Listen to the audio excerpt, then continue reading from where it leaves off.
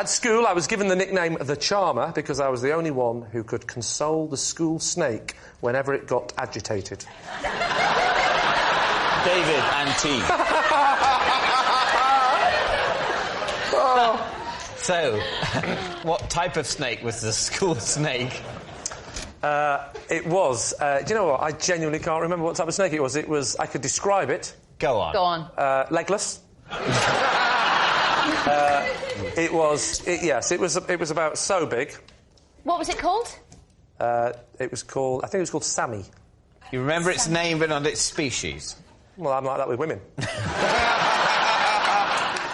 Grass snake rings a bell, I think. Why did your school go for a snake as opposed to, like, a mouse or some such? Oh, it had a mouse as well, but it was in there with the snake. What was in the tank other than the snake? It was... Well, it was open plan. There was an area in the corner where he used to sleep. We used to call it the bedding area.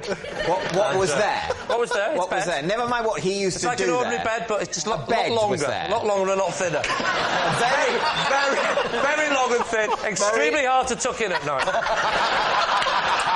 They're all there. By the time you'd done one side and gone round the other side, this side had come up again. You'd be there forever. It was Very long, thin. Very long, thin mattress. bed. Very long, thin mattress. This wasn't one of those snakes that likes to sleep curled up. No. It likes to stretch out. All right out like that. Why did a snake need charming? Was it a particularly aggressive snake, or...? It used to do this little thing where it used to raise its head up and sort of shake its head like that, left to right. Like that. Yeah. And I said to the teacher, what's that? What's he doing that for? Oh, so you were taught in the same room as the snake? Well, no, we went to different lessons, but in one of the classrooms... This was during snake studies? Well, that's what the PE teacher called it. So I said, as well as the other kids, we were saying, what does he do that for? And the teacher said, that is a sign that the snake is getting agitated.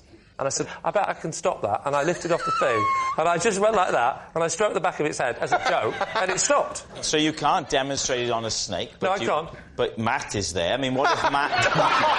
what if Matt were to be a little agitated? I wonder if employing the same methods you could calm Matt?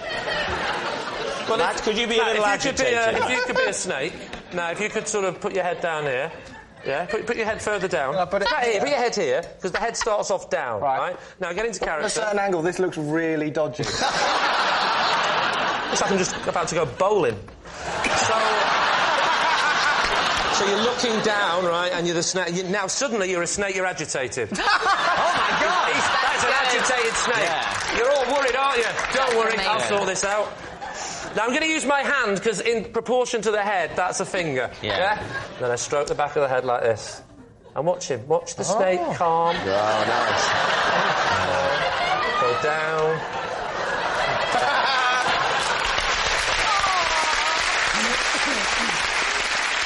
So what do you think, then, David? Lee claims that his teacher called him the Charmer, and that's a nickname that stayed with him. I'd have got murdered at my school if my teacher would have said, You're the Charmer. That's it. There's so much of that I've got a problem with. That thing, I think there was a grass snake. It's not my nickname. Time for a decision right now. I think we think it's a lie. You think it's a lie? Lee, the snake charmer, were you telling the truth or were you telling a lie? Well, actually, it was a lie. Whenever I eat beans on toast, I always imagine I'm a rescue helicopter, and with every forkful, I'm airlifting tiny bald men on a raft to safety. What do you think? How long have you done this for? Since I was about 8. Right. Any reason you do this apart from just keeping yourself amused? It's that my Auntie Bridget, who used to live with us... Yes. Is this going to be a tragic story? She's bald, she was on a raft, she never survived, and it's our way of remembering her. She was on a raft with 400 bald men who needed rescuing. Trust me, we all know your auntie. You say raft, you mean mattress. Yeah. Oh, I hope she's not watching. She's busy, don't worry. She used to live with us. My Auntie Bridget used to live in our house, and she would often have to look after us if our parents were out. You know, I wasn't a good eater. I was a very skinny kid. And she used to try all sorts of stuff, and this is one technique she had. She used to do all sorts of other things as well. Like what? What else would she do? Spaghetti was, you were trying to, you know, you were throwing like a line, a rope down to rescue people at the bottom of a pit. Fish fingers were coaches. Fish fingers were what? They were coaches on the motorway. Here comes the coach, chop it in half. She's quite funny, my Auntie Bridget. She's quite odd. Do you think the bald men in question that were going to die on the raft felt glad that they'd ended in a more comfortable position of going down your throat into your stomach? Well, did you feel that was a safer place for them? Well, that was the helicopter they were coming into. Oh, your mouth was the helicopter? Yeah, my mouth is the helicopter. That's a raft going down. That's the raft. The raft is they're sitting on the fork, which is a raft. No, the raft is the toast, surely. The toast is the raft. No, because... Yeah. What's the toast? No, the toast is the boat they were in on the ocean. It's now covered in... Why would they be on a raft? If they're on a raft, they're already rescued. They're already OK. But helicopters don't lower down rafts. Oh, thanks. Well, you've just ruined an entire lifetime story for me. Another man comes attached to the rope and he picks up each individual bald man on the raft. I've seen it. Every time I've seen loads of bald men dying at sea, and a man comes out of a helicopter and individually picks them up. So if you'd have done your backstory and you were a proper actor, you would know that you're supposed to be taking one beat. That's what Charles Dance would have done. Yeah, he'd have taken... Because he did his research! Yeah, but... And that's why he's not going to be the voice of Postman Pat!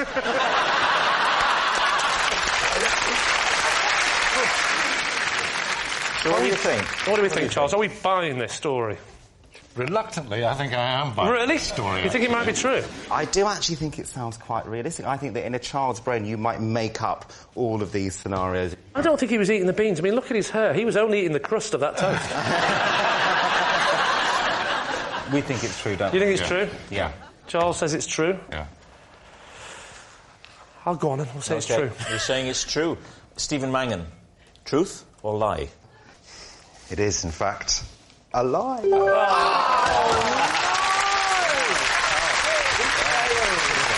Yes, it's a lie. I once chatted to an old man because I felt sorry for him, only to find out later he was a global megastar. David's team. Well, we have to know who the global megastar is. Yeah, who was he? It's Steven Spielberg. Where did you see Steven Spielberg and take pity on him? The BAFTAs. I was doing the red carpet thing for BBC Three. So had he stopped for an interview with you? No. So I was, waiting for the next person to come up. It was Michael Fassbender. And I was, getting in the zone. And then I saw this, very refined, older gentleman standing there. And I thought he was maybe somebody's dad. Wasn't there a lot of fuss around him because he is Steven Spielberg? You'd think. He looked a little bit lost, and I thought, I'm just going to have a chat with him, because it could be my dad, and I'd want someone to have a chat with him. Did you put the microphone there to have the chat with him? No, I thought he was an old man. A real-life chat. So what It did would be you an say? odd way if you saw somebody a bit lost and a bit old-looking to go, are you lost? Are you lost? So you stepped away from the cameraman and the crew. Yeah, so I had a bit of downtime. Yeah. There was a VT playing, whatever. Yeah. BT? VT. Oh. That would have been Thought they put ironic. one of his films on then. No. So anyway... What are you watching, old man? Hey, why is the monkey on the bike? So what did you say to him, Angela? I was like, is it your first time at the BAFTAs? And he said, no, actually, I've been a few times, but not for quite a while. And I was like, OK, maybe he's not somebody's dad. And I said, oh, OK, who are you looking forward to seeing tonight? Oh, I thought you said who you're looking for. No, I just kept it loose, who do you want to win? Have you any favourites? It's been a strong year for film. You actually said film. Do you work in the films yourself, though?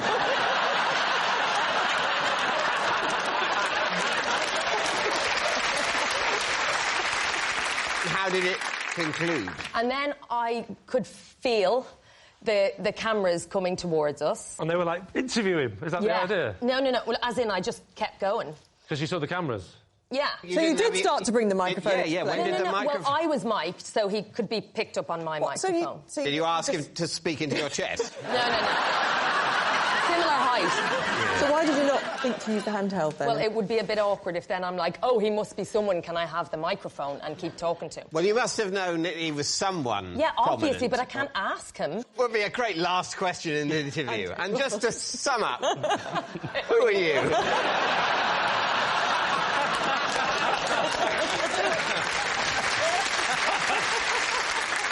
John, does it ring true to you? Could that happen? I just think you... Everyone would know what Steven Spielberg... Was he wearing glasses? I think so. Are we playing Guess Who?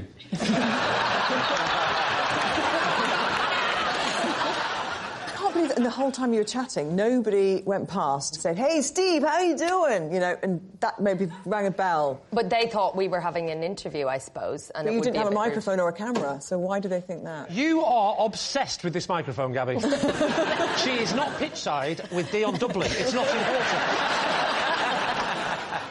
So what are you thinking, then? David, what about you? We're going to go lie. You're saying it's a lie. I'm saying it's a lie. Angela, Steven Spielberg on the red carpet. Truth or lie? He's a lovely man.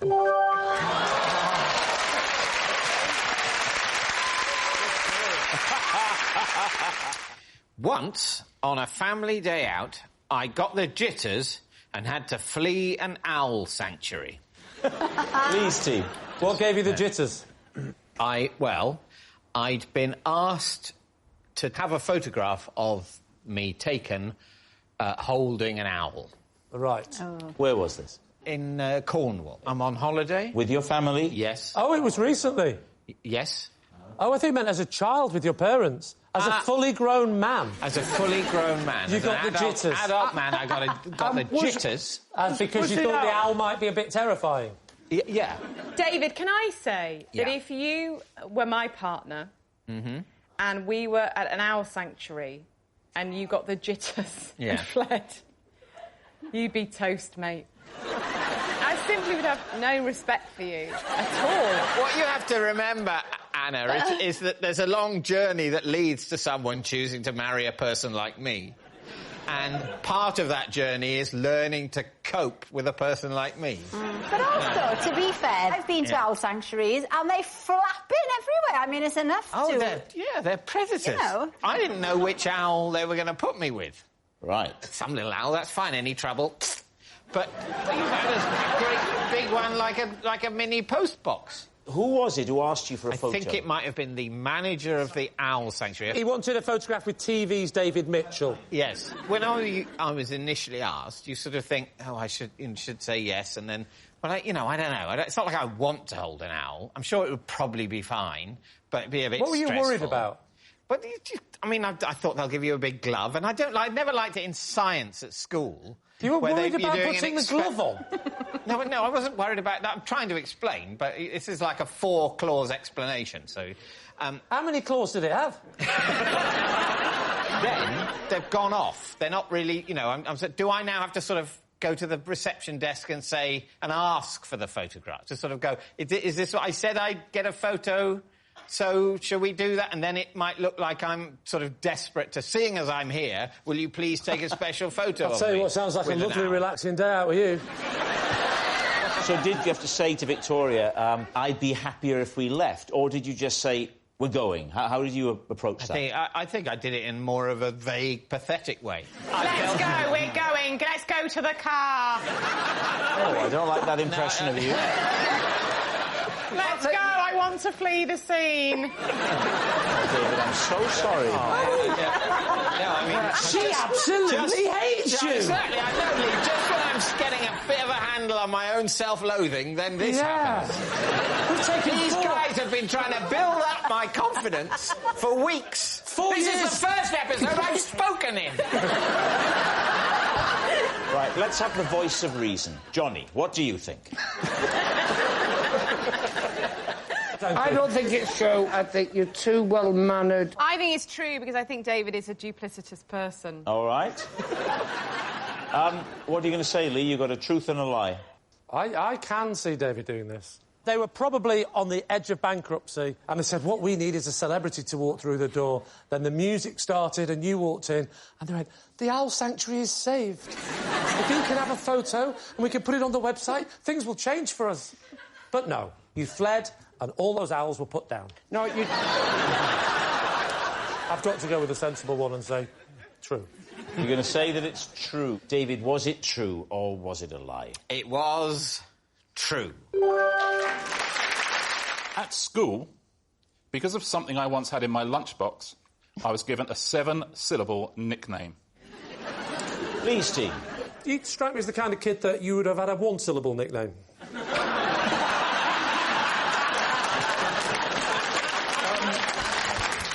All right, what was in the lunchbox? A sandwich, a snack. What was the snack? Well, there, Lee, we find 6 of our 7 syllables. Ah, brilliant. What's your 6-syllable snack? You can think of a 6-syllable snack, surely. I can, yes.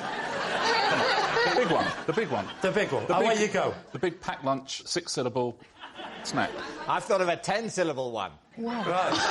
A salt and vinegar packet of crisps. Well done. You're so pleased, aren't you? That's more than you need, though. Yeah. I missed it. What was the snack? So I'll give you the first syllable. Mine are all too long. A packet and a half of cashew nuts. Another 10. Ridiculous. I'll give you the first syllable if you want it. Please do. Dare. Oh, it's Dairy Lee. Triangles. Nearly. Dairy Lee. Go on, then. You can do the next 3. Lunchable. Dairy Lee Lunchable? You remember Dairy Lee Lunchables? I do, but I think they're after your time, no offence. I am... How dare you? I'm 27. Yeah, we're not talking about feet, we're talking about years. So just be clear, the actual nickname was... Dairy Lee Lunchable Boy. How long did the nickname stick? Oh, I would say... I mean, it was a good 2 weeks. Did you have a nickname before that? I was always called Rich. That's so bad, isn't it? And what about after that? Oh, then it was the artist formerly known as Dairy Lee Lunchable Boy. Were you the tallest kid in the year? Yeah. And they didn't think there was a tall nickname that would be more relevant for you? When it comes to those nicknames, the decision-making process is very disordered. Yeah. There's no meeting where someone gets to go, this is ridiculous, this child is extremely tall, and yet we're focusing on a snack. I'm thinking that, say you're on the playing field, you're playing football, it's a long nickname to say pass the ball, isn't it? Dairy Lee Lunchable Boy. That was not my nickname on the football pitch. What was that? What was that? Sub. All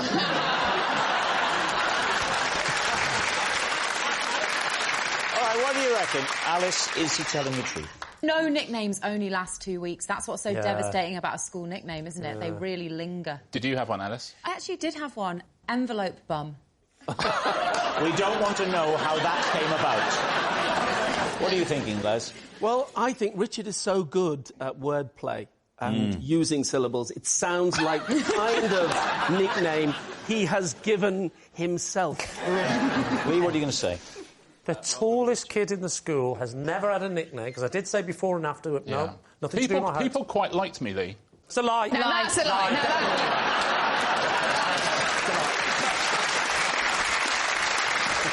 Richard, they're saying that it's a lie. Were you telling the truth or were you telling a lie? It was a lie.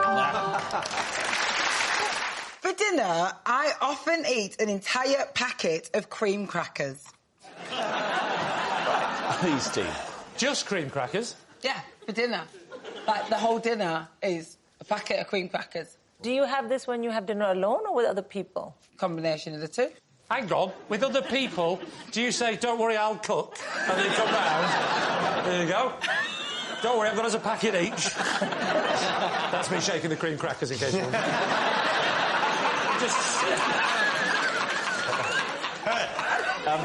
Now, AJ, it doesn't strike me as a healthy diet. Do you have a take on this? Because I know you have an above-average knowledge of food. You are talking like a man who has never had a conversation in his life. I know for a fact that you have above average knowledge of food. What are you talking about? No, because I know about you. You I know about you. I know about you and your eating habits. I'm the one in the tree. Didn't you train as a nutritionist? Yeah, you know. Well, if you trained as a nutritionist, why on earth are you eating crackers? Look, that's like saying, does a kidney doctor, like, not have alcohol? Kidney doctors drink booze, you know what I mean? Yeah. It's the liver more than the kidney, traditionally, but I take your point. Look, listen. Think. Which one? What's it going to be? Look or listen, please. What is that? Look, listen, think. It's a thing, isn't it? Cross the road. Cross the road. Yeah. It's stop.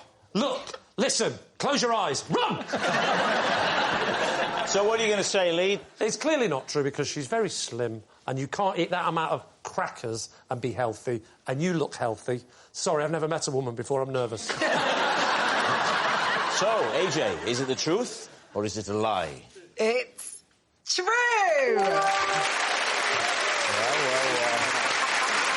I have just signed a publishing deal for my gritty debut crime novel featuring the exploits of detective duo Nice and Spicy. Is it hyphenated Nice and Spicy? Oh, no, there's a duo. One is called Nice. Jeremy Nice. Did you think there was only one of them called Nice and Spicy? Hello, I'm Detective Inspector Nice and Spicy. Detective Inspector Nice and Spicy and his partner, who has no name at all. It's a duo. Jeremy Nice, Ian Spicy. So you sat down with a blank piece of paper and you came up with Nice and Spicy. Well, there's a backstory, because Jeremy, when it starts, he's quite sad because the person he worked with, Mark Cheap, died.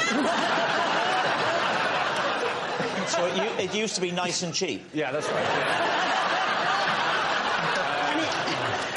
What sort of men are they, Miles? Well, Jeremy is incredibly tall, and Ian is incredibly short. Right.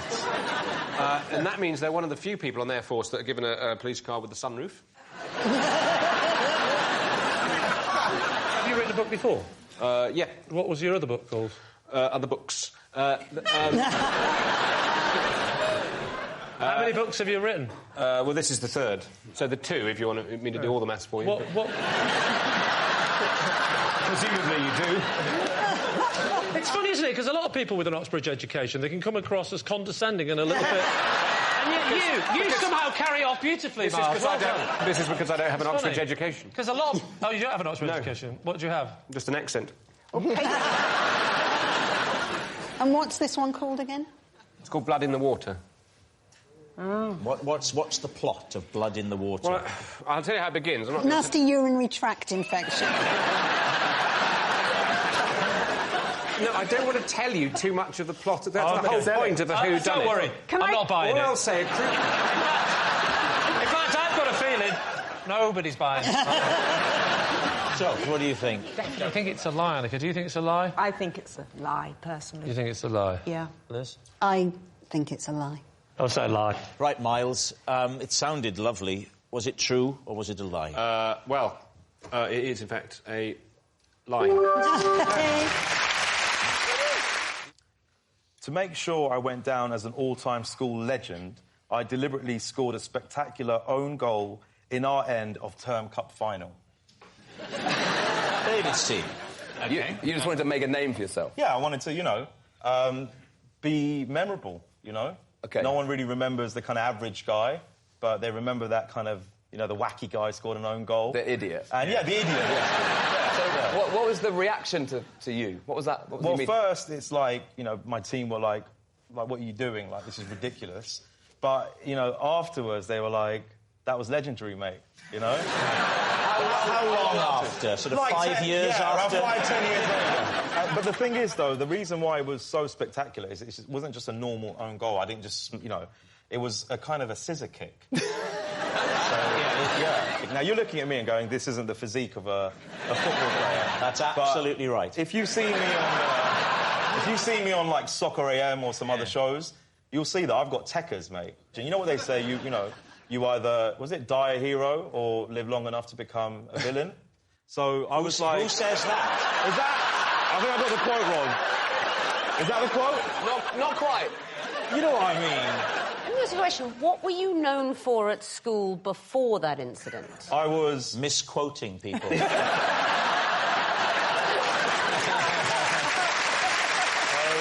I was complete, like, school clown. I actually got an award for bunking in school. I was never there. They gave me the early bird award. I used to turn up in the morning, sign in, and then go out. I did stuff like that. I was the zany. teachers gave you a prize? Yeah, at the end of, like, year 11. Had they fully understood their role?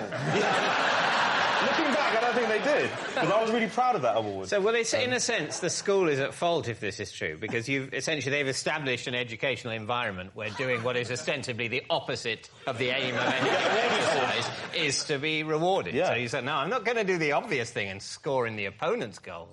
And how many serial killers went to your school? I quite enjoyed the vision there of Parents' Night. First Parents' Night for you two, I think that school is going to be trembling. Yeah. Well, you say that. If you look at that line-up there, doesn't it look as if they're just dropping their Greg off at university? Victoria.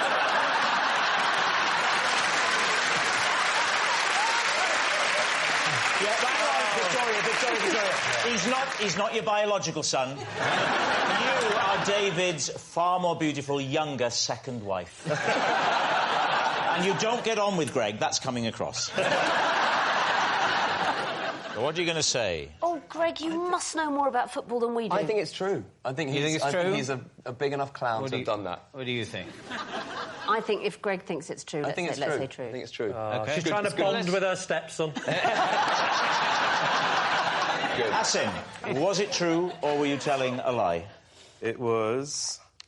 a lie.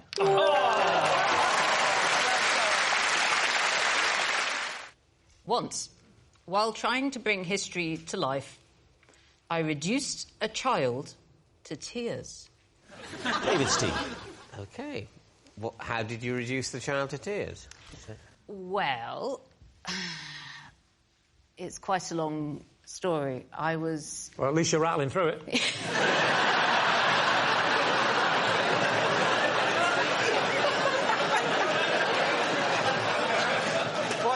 What a supportive team captain you are. Don't be bullied by him, Lucy. But do get on with it. We were in Birmingham making a history documentary about chamber pots. And we were in little houses where working people had lived in the 19th century. And I was in bed with my chamber pot and... What? I'm assuming this is for, as it were, a scene in the documentary. Yes, this wasn't the accommodation for the... And in the bed with me were a load of kids from the local school. Huh? And they were very quiet and very shy. Well, it was an odd situation for them, wasn't it? Yeah. And I was trying to explain to them what a chamber pot was. And inside the chamber pot, to make it more... believable. We had put some ginger beer. Oh. OK. We were expecting worse, be honest. Yeah.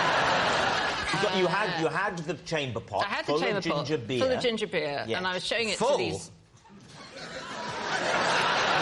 Brimming? Had you warmed it up to make it really realistic? Why are you crying? They're not crying yet. So you showed them the I showed them it, and they were still got nothing back. They were just looking a bit kind of frightened. And in desperation, I drank the ginger beer. And that's when they started crying.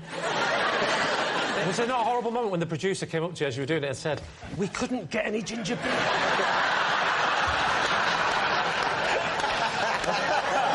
How many children were there in the bed?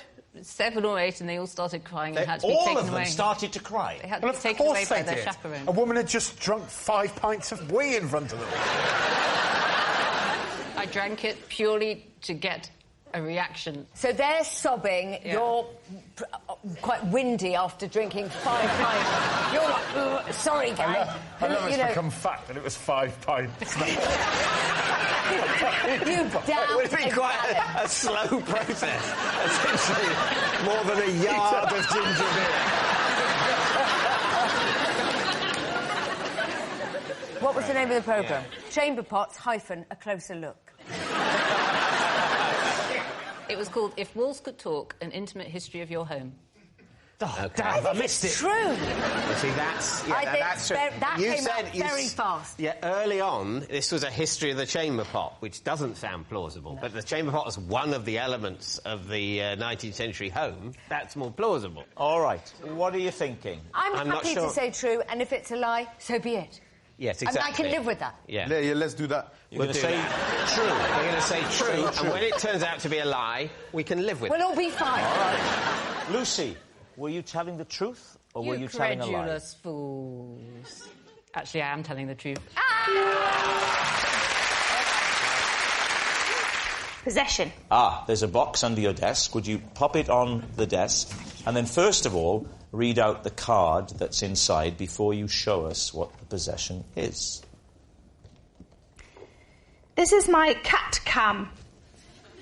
I put it around my cat's neck for a week to film what it got up to because I believed it was him who kept turning the kitchen tap on. OK, let's take this item out and pop it on the desk. Right, Lee's team, cat cam. So you're saying that you thought the cat might be turning the tap on? Yes. We know it wasn't John. So you put the cat cam on the cat for how long?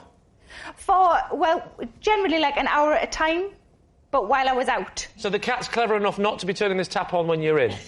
Well, yeah, because I would just see him doing it, and then I would know it was him. If he could do the tap, were you not worried that he could turn the camera off? No, because the tap's like one of those ones where that's quite fiddly. And how do you see the picture? You connect it to a computer? Yeah, it's Is there just a got USB a USB on there? thing, yeah. Oh, I see, OK. You attach it to the computer, and how long are you watching? An hour at a time? Well, you fast-forward it. I'm not sitting just watching... the highlights. You're doing the highlights? Yeah. Go on, the big question is... Was it the cat? Not so far, but it's still Somebody's sort of turning the taps on when you go out of the house. It's kind of a work in progress. So when you come back... I hope he's not watching, because then... don't worry, turn this off. It's perfect. Can I ask you a question? Yes. Why didn't you attach the camera to the tap? Oh. Thank you. What's the name of your cat, Sarah? It's called Chief Brody. And the personality, is he a scratcher? He is a scratcher. On bits of furniture? Arms. Yeah. Well, that's not so much of a worry. It's the furniture is more the thing, isn't it? Is it? Thanks. Can I ask why you're so worried about the cat turning the taps on when you've got something in your house that's attacking you? I wouldn't mind if it's turning the tap on if it's scratching my face. Well, that's because you're not a cat lover. No, but I don't like things that scratch. Well, don't get a cat then. Am I the weirdo here? Yeah. We have a show of hands. Yes. That's so lovely to hear, because usually it's me. What colour is your cat, Sarah? Ginger. Pink collar, ginger cat. Would you? It's red. It's not Would pink. you? Pink. It's red. Oh, please, it's pink. It's red. Shut your face. Red and ginger, devil's finger. That's what they say. Who? Who says that? No one says that. They do. Is that what your mum used to And they're say? still saying it. So what do you think, Lee? Is she telling the truth?